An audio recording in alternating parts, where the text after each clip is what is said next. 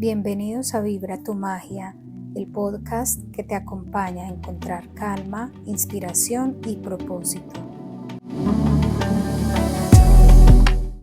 Bienvenidos a un nuevo episodio de Vibra tu Magia.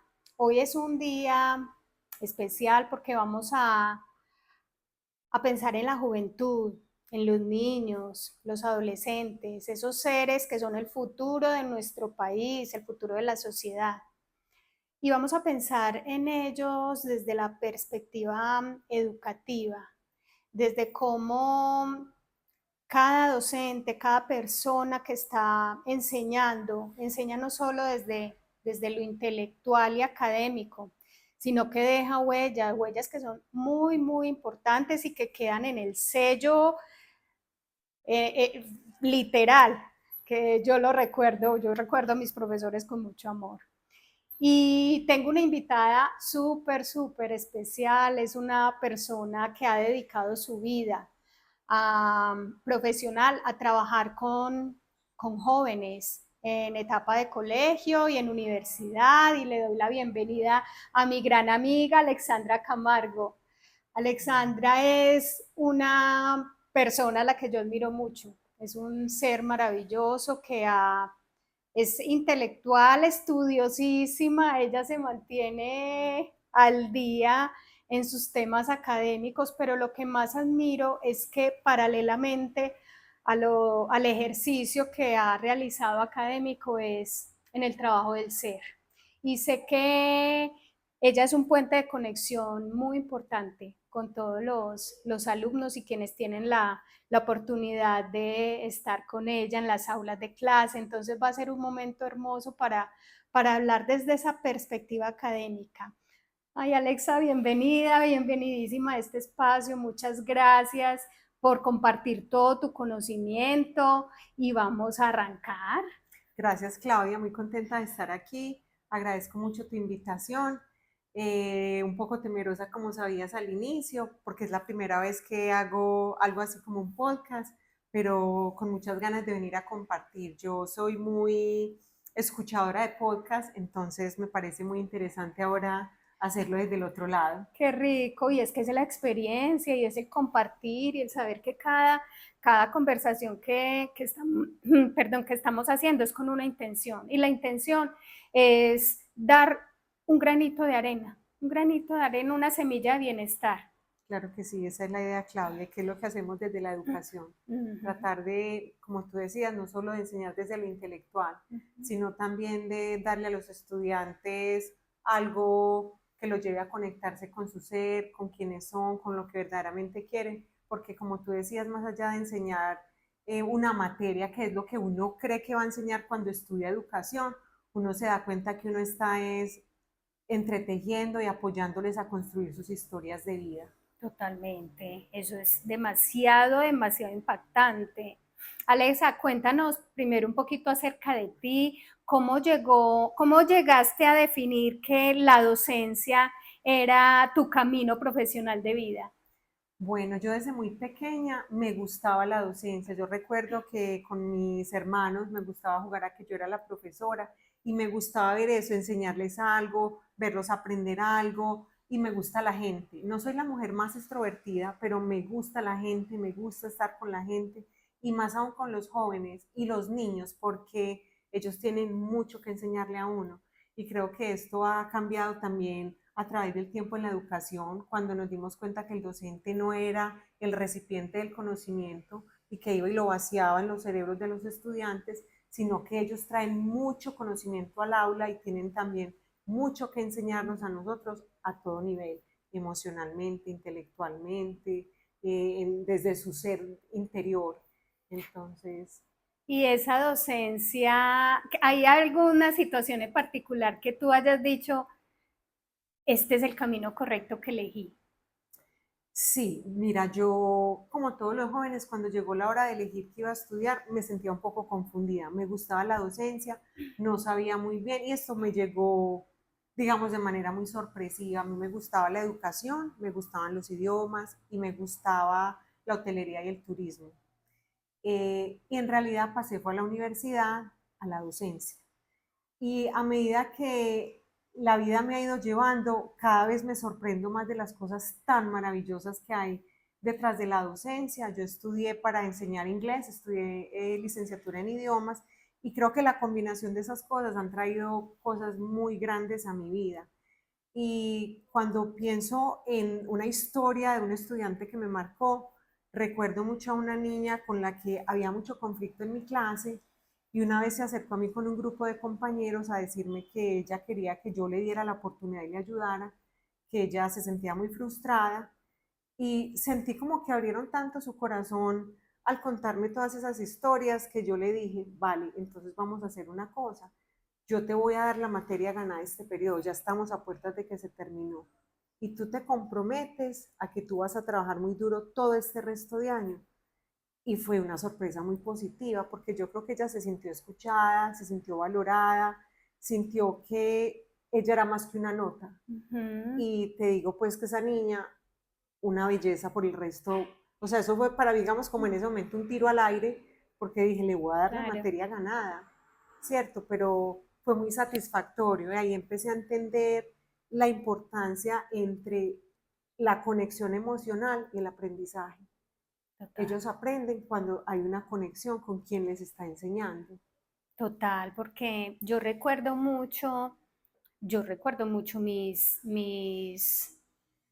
épocas de estudiante en el colegio. Nosotras estudiamos juntas, nos conocemos, o sea, es mi gran amiga, la amiga del alma, y, y recuerdo mucho a los profesores, y nosotras estudiamos en un colegio de monjas, y recuerdo tantas, pues, y más que ser monjas, era como lo que enseñaban y cómo lo enseñaban, ¿cierto?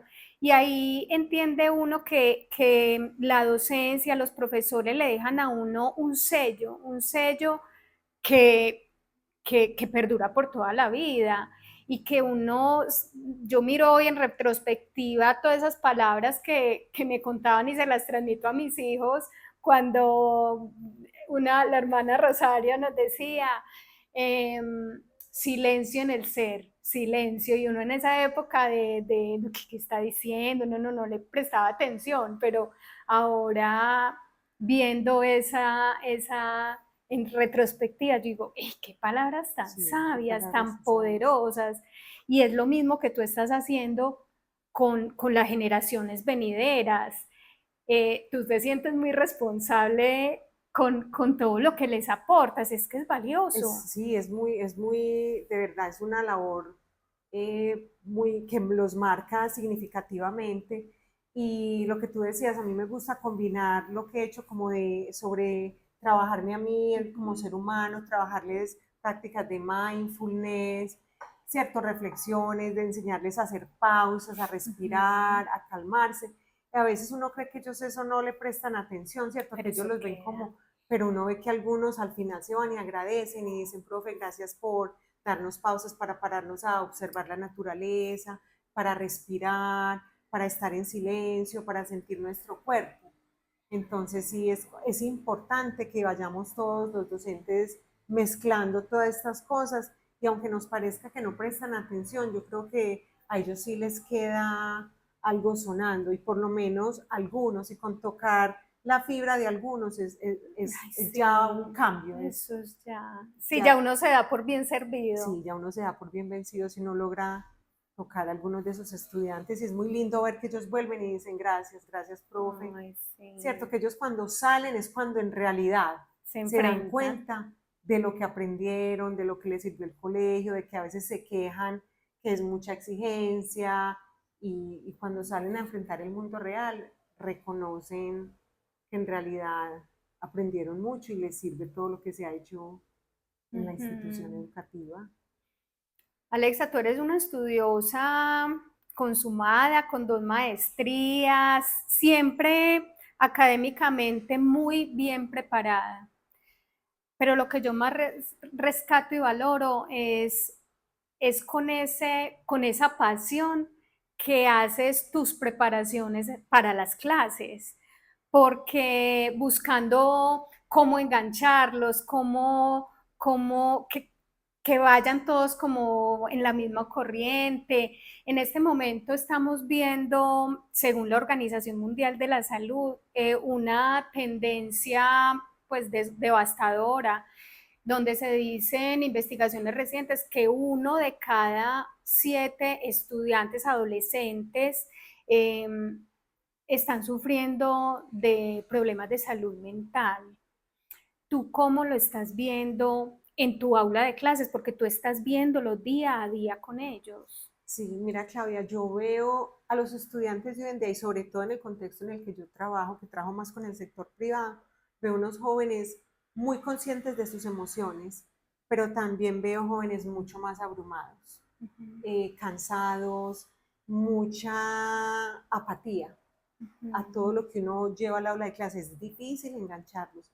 Hay muchísima apatía y yo creo que esa apatía tiene que ver con todos esos cambios, no solo hormonales, sino sociales. Entonces la sociedad se está moviendo a un ritmo demasiado rápido, cambia muy rápido, y yo creo que cambia mucho más rápido de lo que ellos pueden como neuronalmente y físicamente responder a esos cambios.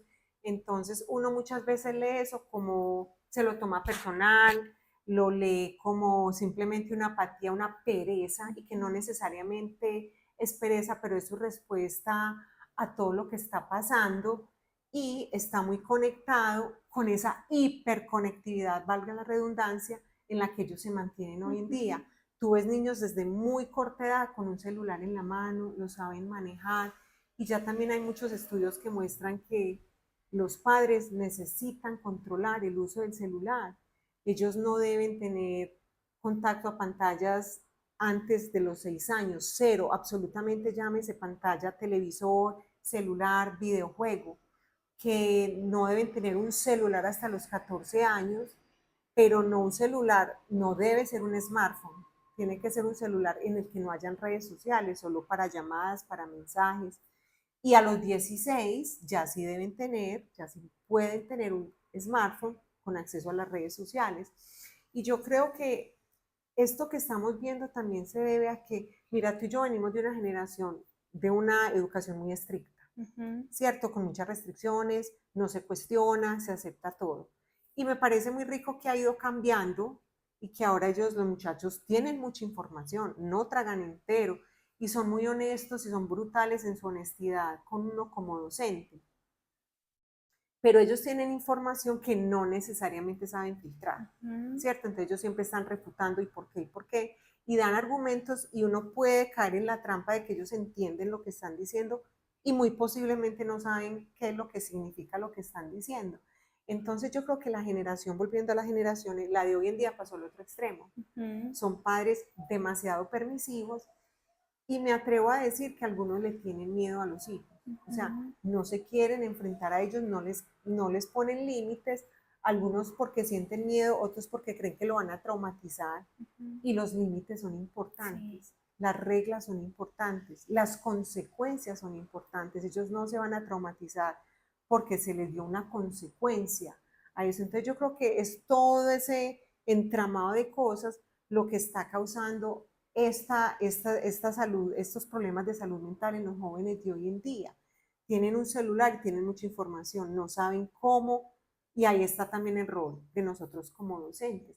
Pero los padres no nos pueden tirar a nosotros esa tarea, porque eso es lo que sentimos los docentes. Ten el celular desde muy pequeño, pero te llaman y te dicen, profe, quítale el celular tú.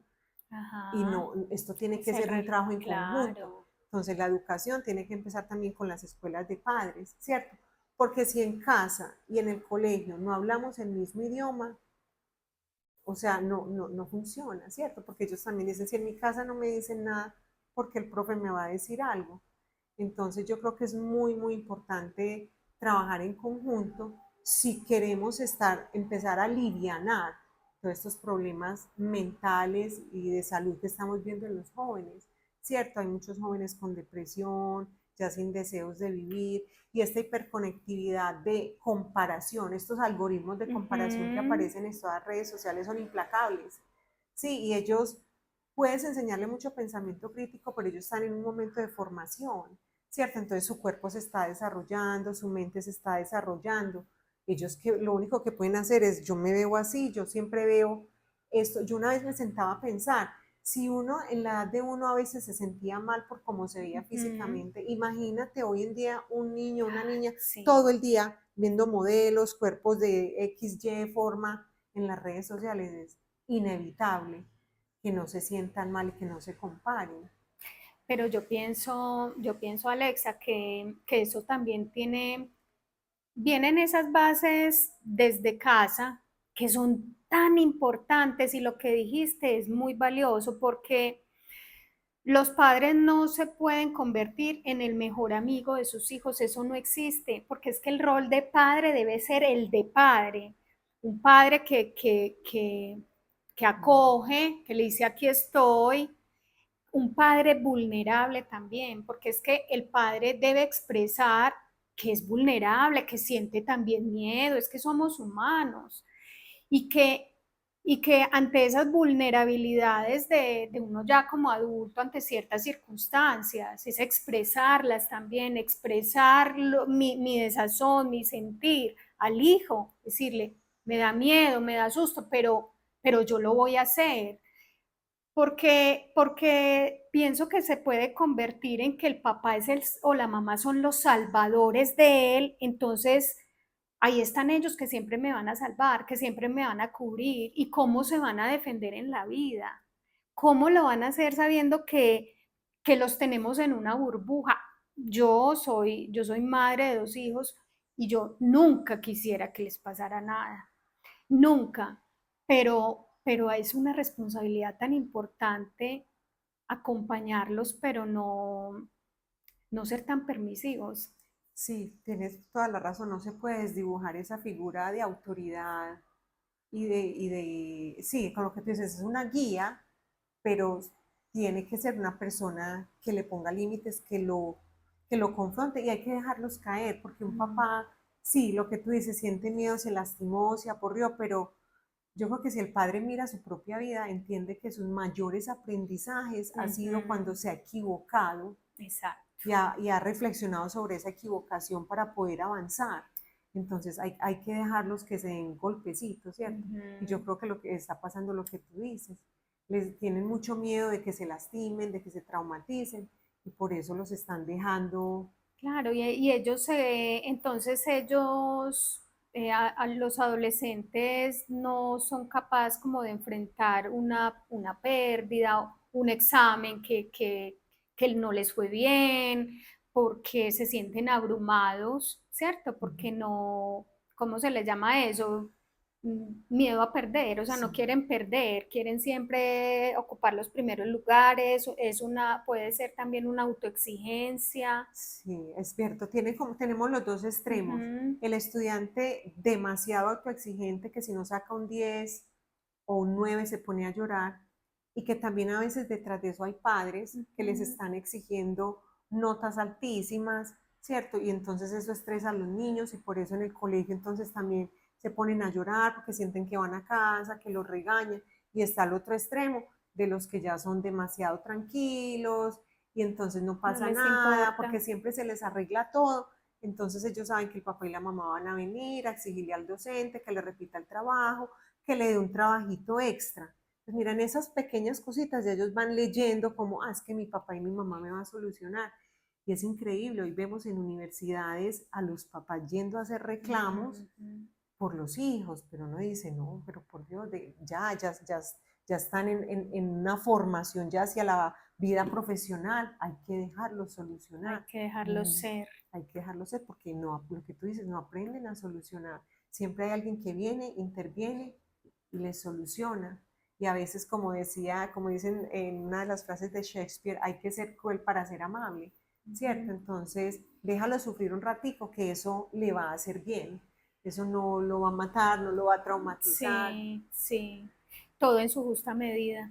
Sí, todo en Todo su su justa justa medida. medida, todo es un equilibrio, ¿cierto? Sí, Todo es todo. un equilibrio, o sea, ni muy, muy, ni tan permisivo, ni tan atosigador.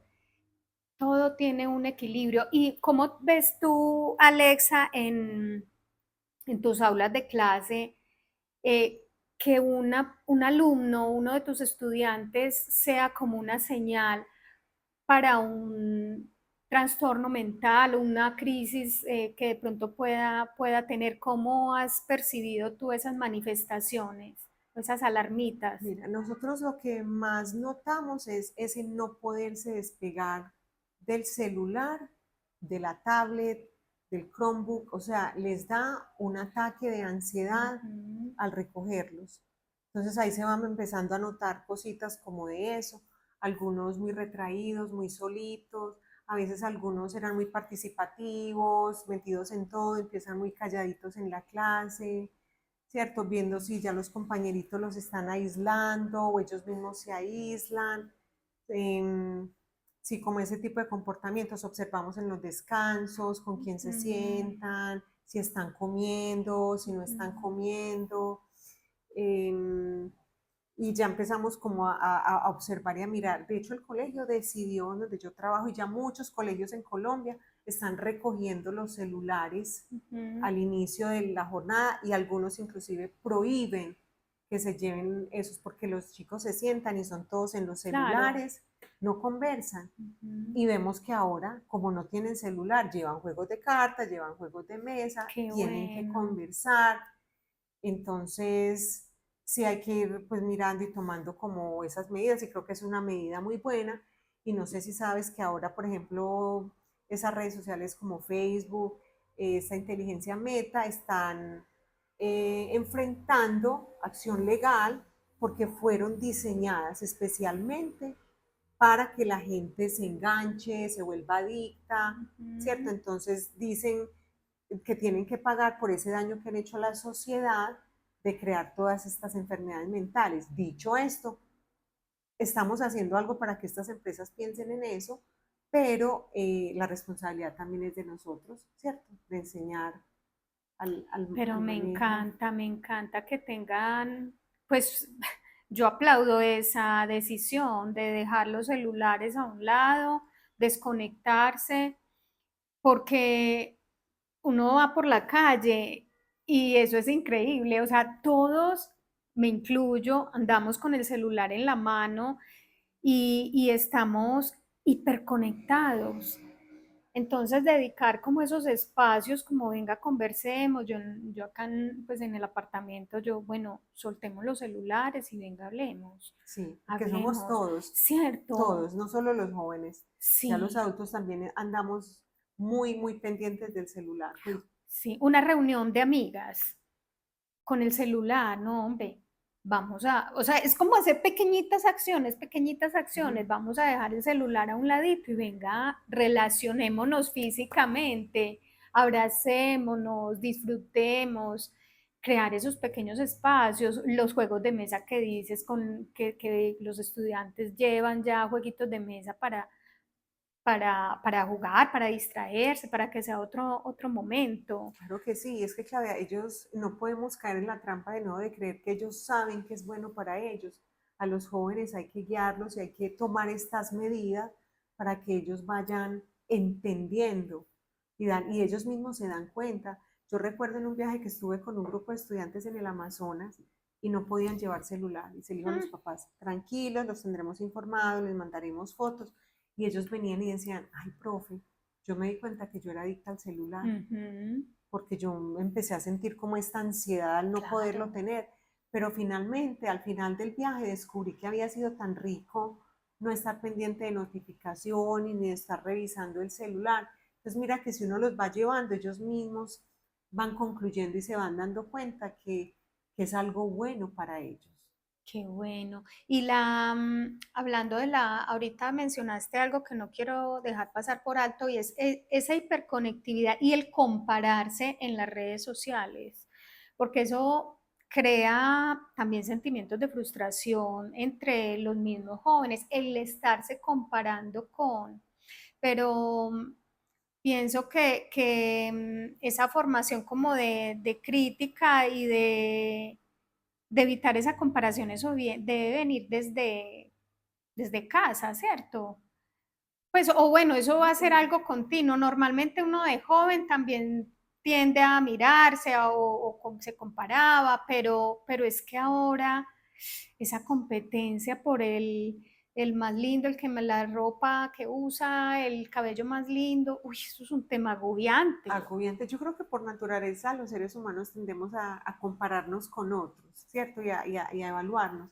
Pero obviamente que esta hiperconectividad ha exacerbado esa constante comparación y se vienen también haciendo trabajos y mira que a nivel de comerciales y de las películas se ha intentado cambiar eso y se incluyen otros modelos de belleza, pero eso hay que enseñarlo y es difícil y te cuento mi experiencia. Una de mis maestrías es en literacia crítica de los medios y yo hice el experimento con mis estudiantes. Recuerdo que trabajamos varias marcas y cómo se ponía la mujer en esas marcas, cómo se sexualizaba la mujer, cómo se proponían esos cánones de belleza.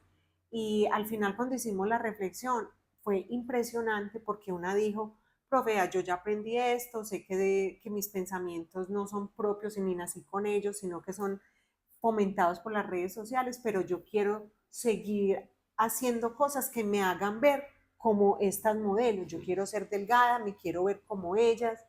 Y las otras la aplaudían, sí, sí, sí.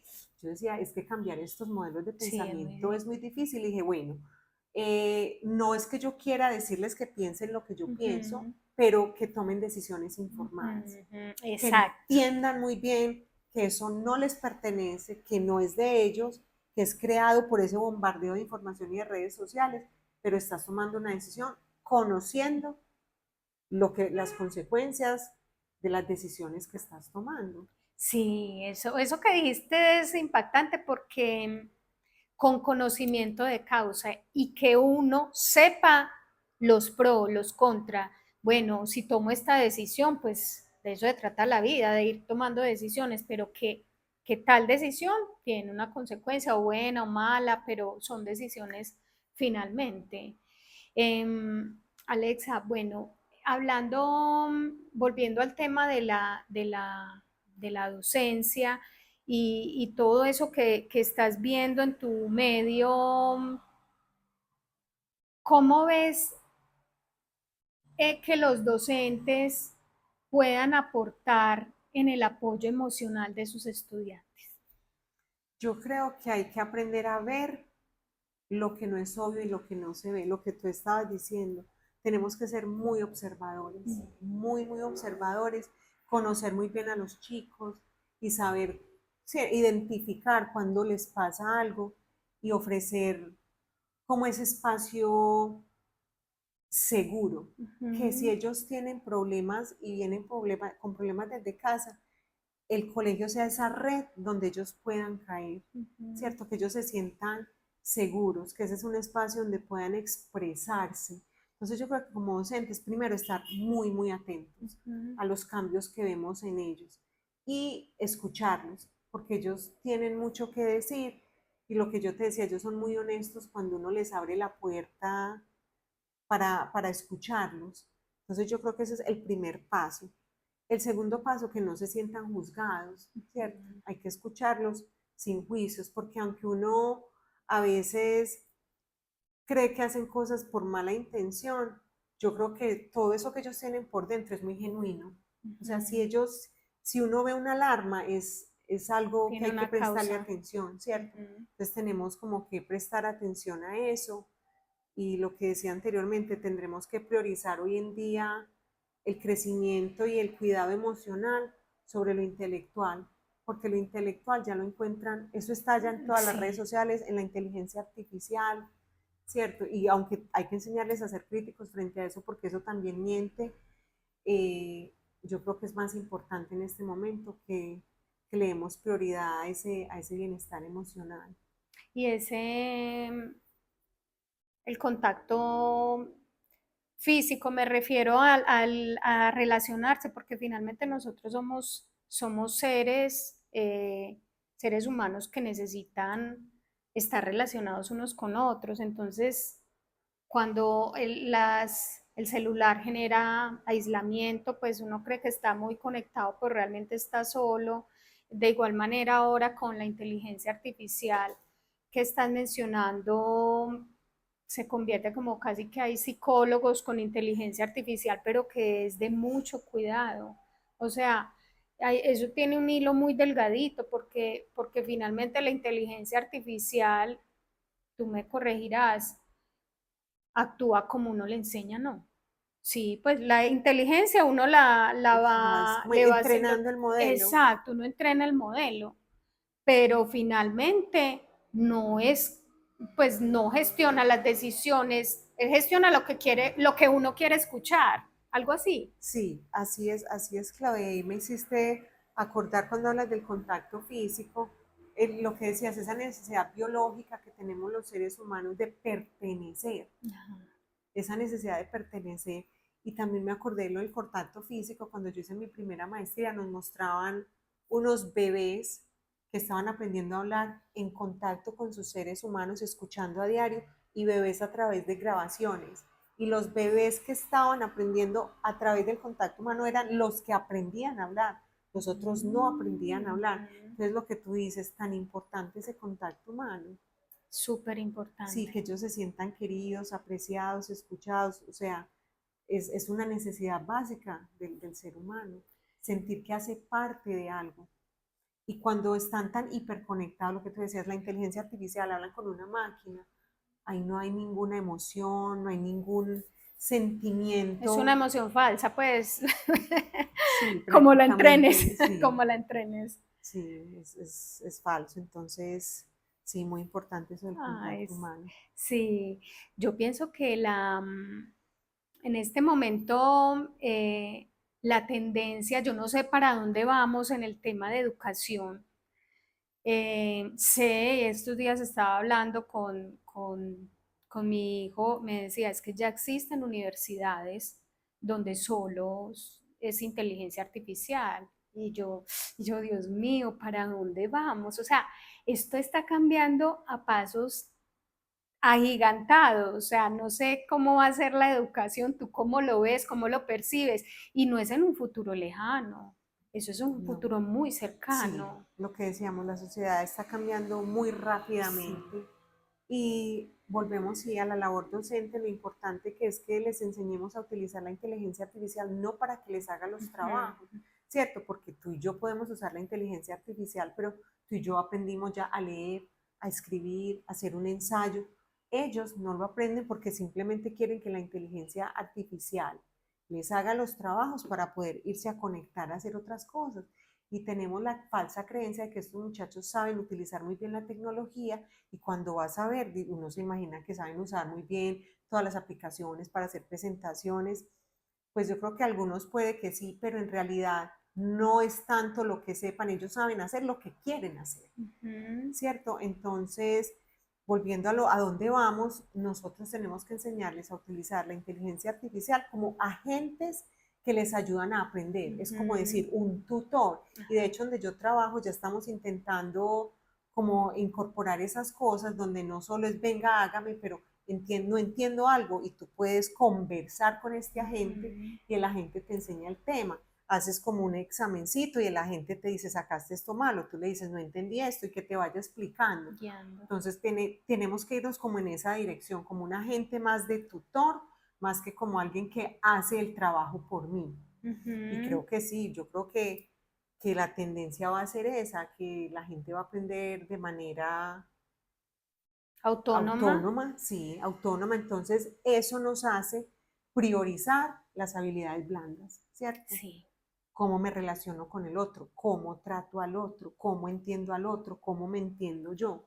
Entonces yo creo que, y me parece chévere que un colegio se mueva hacia, miro mis emociones, entiendo Ay, mi sí, cuerpo, tan entiendo mi importante. mente, que son muchas cosas que no enseñamos y que yo Mm. creo que esto nos está catapultando a repensar la educación y a enseñar esas cosas que son tan importantes. Demasiado importante. Ya el tema, digamos que académico lo vas a poder, vas a tener, ya hay acceso, pero esa parte emocional de la gestión de las emociones, finanzas, por ejemplo, finanzas Finanzas, personales, cómo las gestiono, eh, Yo creo que me parece muy importante lo que dices de las habilidades blandas, darle fuerza a eso, porque es que si por el otro lado la parte intelectual se aboca ya a utilizar las herramientas que existen, pues entonces esa parte emocional no puede quedar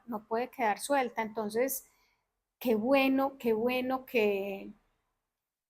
la tendencia de la educación cambie hacia esas esferas. Pues que es demasiado importante y se está viendo con todas las situaciones de problemas de salud mental ahora en nuestros jóvenes. Esa responsabilidad que tenemos es demasiada con nuestros niños, nuestros jóvenes en estas etapas que son tan abrumadoras para ellos, ¿cierto? Tan confrontantes. Sí, sí, mira que tú y yo creo que en nuestras búsquedas interiores hemos ido aprendiendo sobre estos temas ya como en edad muy adulta. Entonces uno dice, ojalá a mí me hubieran enseñado Ay, esto cuando sí. yo estaba joven, cierto, para haber gestionado muchas cosas de manera diferente. Entonces, qué tan rico y qué tan importante poderles enseñar a los chicos estas cosas desde ya. Y creo que por ahí han surgido colegios, escuché uno en Barcelona, que están trabajando es en el ser más que en la parte intelectual, pues también se trabaja, pero priorizando como el autoconocimiento. El autoconocimiento, porque es que ahí prima todo.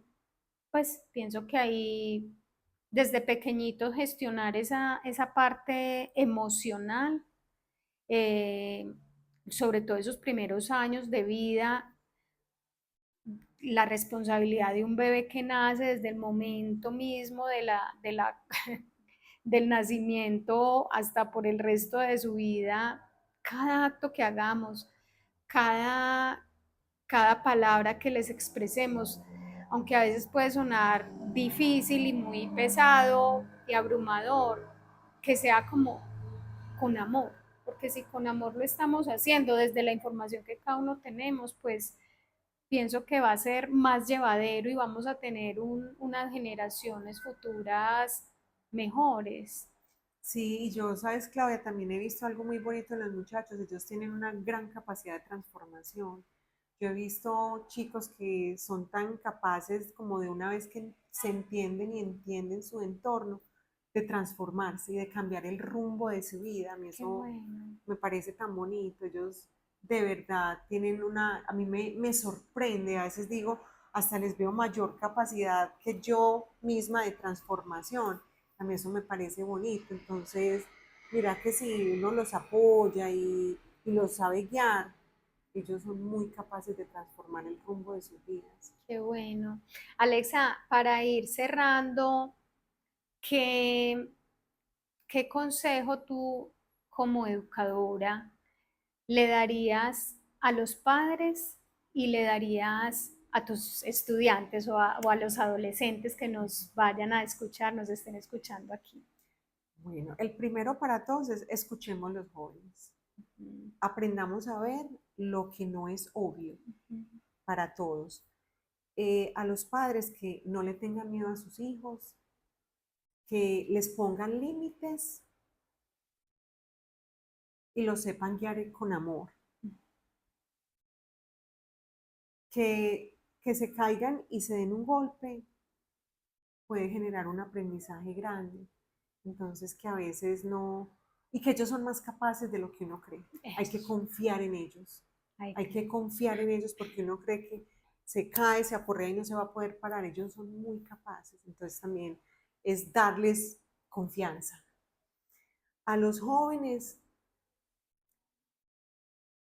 yo pienso que ellos también tienen que aprender a respetar un poco la experiencia, ujú, ¿cierto? Porque a veces también veo una tendencia a creer que se las saben todas. ujú. Entonces yo creo que también valoren y respeten la experiencia que tienen sus papás y sus docentes para guiarlos. Eso se llama también respeto, Sí, ¿cierto? yo creo que sí, Respetar. porque yo creo que se ha perdido mucho el respeto. Entonces sí, que respeten y escuchen con atención, porque no estamos en contra de ellos. estamos con ellos. ¿Qué padre y qué docente va a querer hacerle daño a un chico o a una chica? No, queremos lo mejor para ellos y que entiendan que estas cosas son por su bien. Sí, que finalmente como padres uno quiere siempre lo mejor para sus hijos, que nosotros tenemos una información que viene generaciones atrás, buena, mala, no sé, o sea, finalmente nosotros a nuestros hijos les entregamos lo que podemos con la información que tenemos, pero que seamos muy conscientes de lo que les estamos entregando y que a veces ser tan permisivos no es bueno, entonces casi que contenerse un poquito y dejarlos ser, dejarlos que ellos mismos se limpien se golpearon, que se lo limpien, pero aquí estoy yo, sufre tu dolor un ratico y yo estoy aquí al ladito para acompañarte siempre. Metafóricamente puede sonar así, y a los docentes, admiración profunda, desde las educadoras de un preescolar, y todo lo que va pasando, tú que has pasado por todas las etapas de los chicos hasta universitarios, porque es que esa responsabilidad de los docentes es enorme. O sea, estamos construyendo un futuro para las generaciones venideras, qué es lo que les queremos dejar, cómo lo queremos dejar. Y chicos, siéntanse apoyados por los docentes, ellos siempre van a querer lo mejor para ustedes, si se sienten en situaciones vulnerables, pídanles ayuda, que ellos saben y tienen rutas de cómo apoyarlos y guiarlos con la persona que sientan confianza, que sea un lugar seguro. Esto ha sido una conversación para mí mágica y poderosa para que sepamos que cada uno de nosotros siempre está haciendo un aporte en el oficio que hagamos, y el oficio para mí de la educación prima enormemente, y el trabajo viene no solamente mira qué tan bonito, porque de lo intelectual hablamos muy poco, porque finalmente es el acompañar, es el escucharlos. Aquí estoy desde la experiencia, desde el respeto y sobre todo desde el amor. Sí. Y trabajar en conjunto, casa y colegio, eso es Conjunto. muy importante. Alexa, muchas gracias. A ti, Mil y Claudia. mil gracias de corazón por este espacio, por habernos compartido tus apreciaciones, tus aprendizajes desde tu perspectiva como docente. Y a ustedes, mil gracias por habernos compartido, escuchado en este espacio. Nos vemos en un nuevo episodio y sigamos vibrando muy, muy alto. Nos vemos. Chao.